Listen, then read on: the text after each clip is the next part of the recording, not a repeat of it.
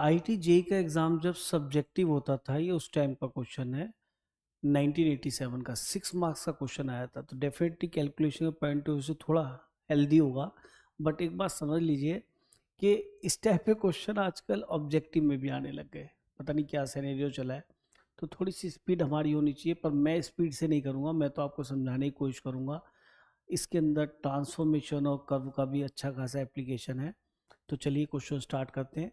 आपको area bounded between these curves निकालना है। तो दो कर्व तो हमें नजर आ रहे हैं, एक सर्कल और यहाँ पे ये पैराबोला का ट्रांसफॉर्मेशन है, वो भी मैं बताऊंगा। तो सबसे पहले इसका सर्कल ड्रॉ कर लेते हैं। तो कर्व तो ड्रॉ कर ही लें, उसमें कोई प्रॉब्लम ही नहीं है। तो कर्व के नाम पे तो आसान ही है, ये कर्व ड्रॉ हो जाएगा क्योंकि सर्कल तो हम जानते ही हैं। तो हमने यहाँ पर सर्कल ड्रॉ कर लेना है, रेडियस 5 वाला। साफ दिख रहा है, इसके लिए मुझे बताने की जरूरत है नहीं, आपको भी आता है ये। रेडियस 5 है, सेंटर इसका ओरिजिन है। क्लियर। तो रेडियस 5 वाला सर्कल आगे काम करते, थोड़ा इसको बड़ा बना लेते हैं ताकि फिगर थोड़ी और अच्छी नजर आए। थोड़ा और बड़ा कर लीजिए, ठीक है, फिगर थोड़ी और क्लियर दिख जाएगी। ये सर्कल हो गया, इसकी रेडियस कितनी है 5, साफ दिख रहा है, सेंटर ओरिजिन। तो ये हमारा पॉइंट 5 0 और ये -5 0 है।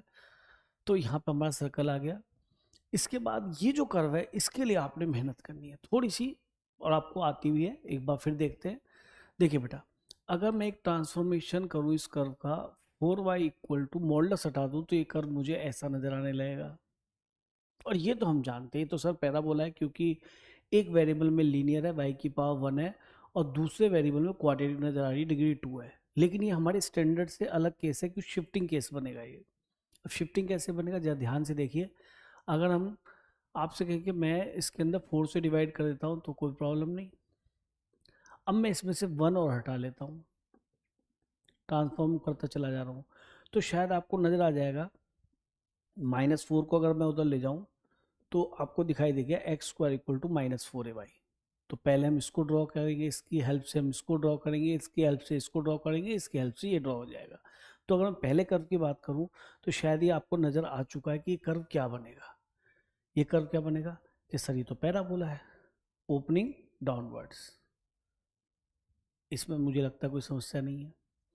अब ये तो सेम ही लिखा होता है, तो पहला वाला कर्व है। अब इसमें आपने इसके y में 1 ऐड कर दिया, तो शिफ्टेड कितना हो जाएगा, 1 unit above the origin on X axis. तो इस कर्व को मैं शिफ्ट कर लेता हूँ, ठीक है। तो मैंने यहाँ से उठा के शिफ्ट कर लिया, ये कर्व मैं ऊपर ले गया।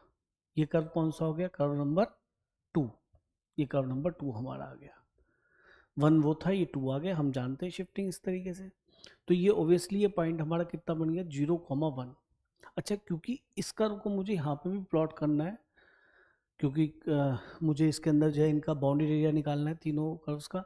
तो मैंने क्या किया भाई, ये वाले कोऑर्डिनेट जरूर निकाल ली, क्योंकि रिलेटिवली देखना पड़ेगा वहाँ कहाँ जाएगा। तो यहाँ पे साफ देख रहे हैं, ये एक्स एक्सिस पे तो y 0 रखा। तो इस कर्व में मैंने y को 0 रखा। y को 0 रखना, 0 कब होगा, जब x को मैं 2 रखूँगा और -2 रखूँगा, कि 4 बन जाएगा दोनों केसेस में। तो ये कोऑर्डिनेट -2 और 2 आना ही चाहिए, इसमें कोई दिक्कत ही नहीं है ना, आ गया। अब अगर इसकी जगह मैं इस कर्व को बोलूँ तो बात ये कि पूरे में 4 से मल्टीप्लाई हो रहा है। और अगर एफ एक्स पे मॉडुलस लगाया जाता, देखिए ये 4 नीचे भी रहा होता तो भी कोई दिक्कत नहीं थी, क्योंकि मॉडुलस अगर पूरे पे भी आता तो 1/4 बाहर आ सकता था। तो ये ट्रांसफॉर्मेशन भी हम जानते हैं।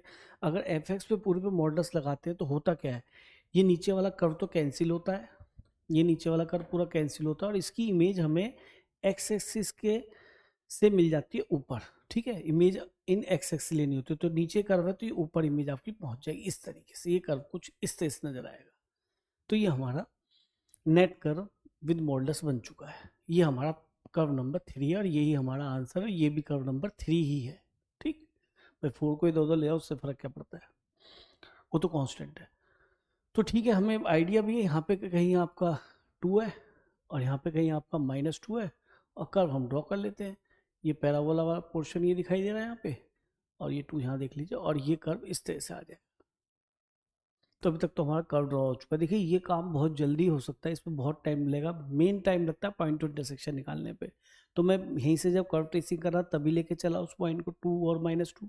अब मैं यहाँ पे आया, अब जब यहाँ देखा तो तीनों कर्व से मिलके वाई एक्सिस यानी x इक्वल टू 0, इनको मिलके ये वाला कर्व मुझे नजर आ रहा है, एरिया, सॉरी ये वाला एरिया मुझे नजर आ रहा है।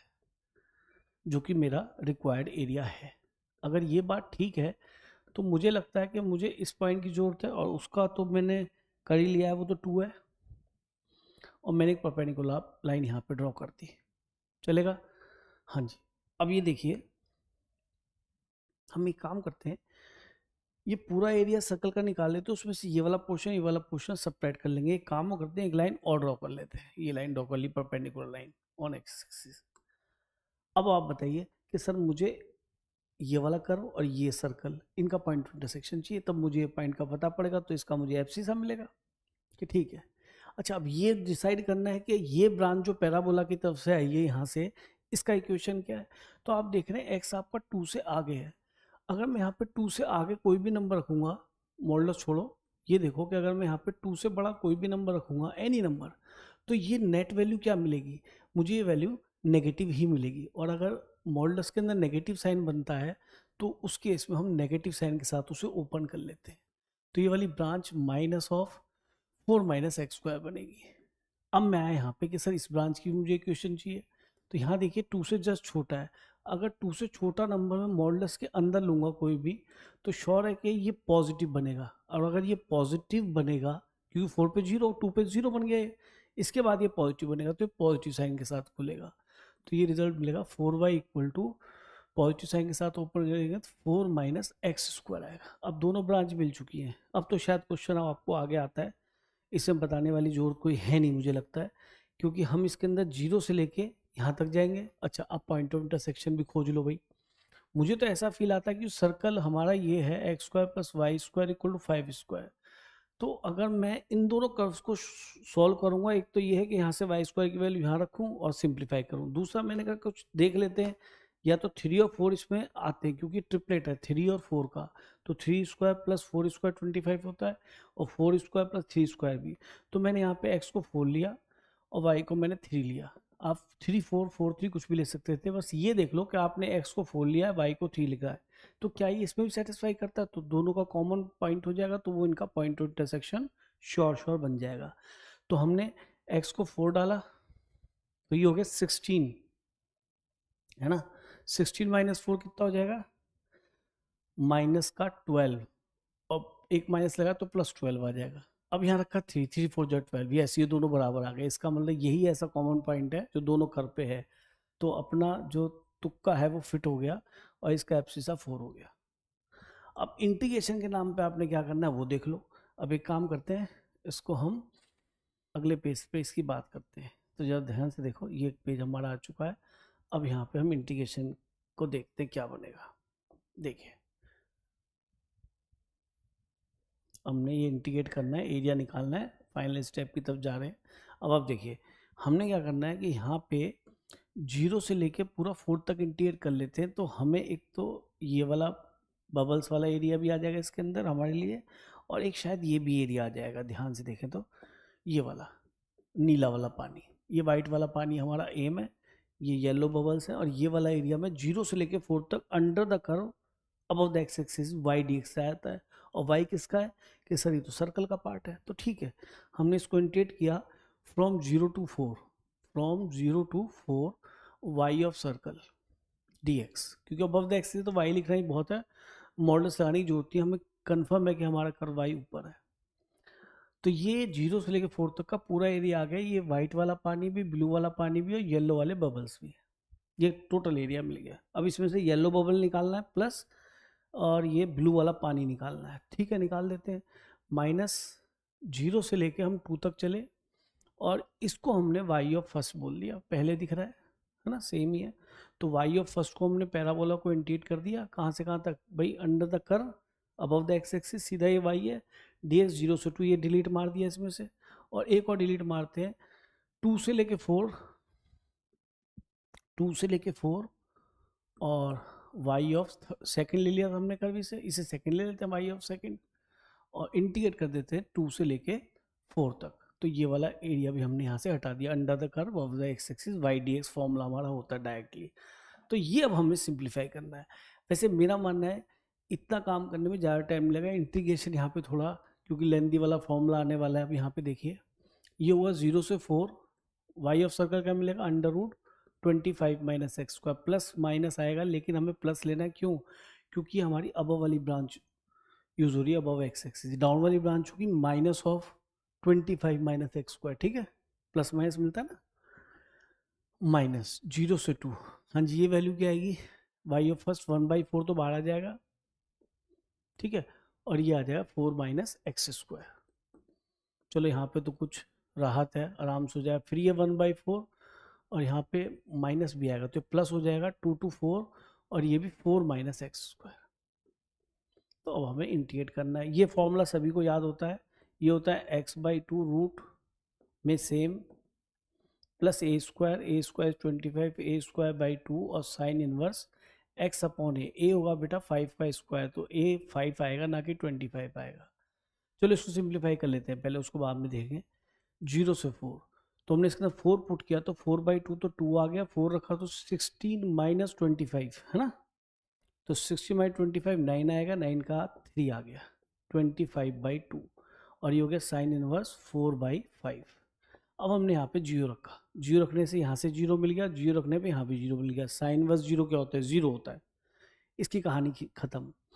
अब आप देखिए इसको इंटीग्रेट करते हैं तो -1/4 और ये आ गया 4x माइनस x³/3 और 0 to 2 है ना, 0 to 2 एक बार फिर देख लो, यस करेक्ट है।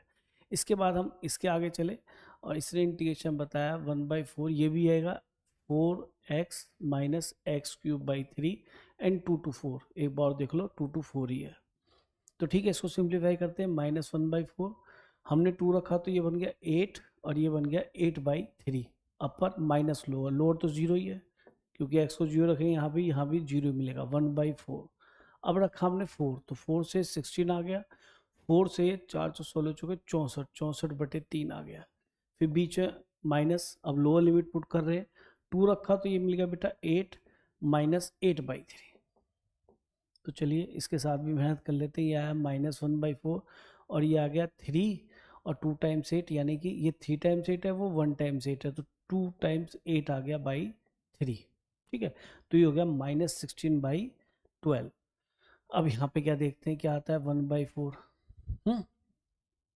ये आएगा 16×3 48 जाएगा तो ये मिलेगा आपका -16/3 है ना, 16×3 और 16 चौके 64, तो ठीक है 16 मिल जाएगा माइनस का, माइनस ये बनेगा 3 बार 8 और 1 बार 8, तो 2 बार 8 यानी 16/3 ही आएगा, ठीक है, और ये माइनस ऐड हो जाएंगे तो 1/4 ये 2 बार यानी कि -1 तो माइनस लगा लो भाई, यहाँ पे माइनस का आएगा, और 2 बार 16/8 यानी कि 32/8 नहीं 6 है ना, तो ये 3 ही आएगा, ठीक, ये फिर से 3 एलसीएम सेम था ना, तो ये कितना 12 तो माइनस का 12 और ये मिल गया 32 16 48, तो ये हो जाएगा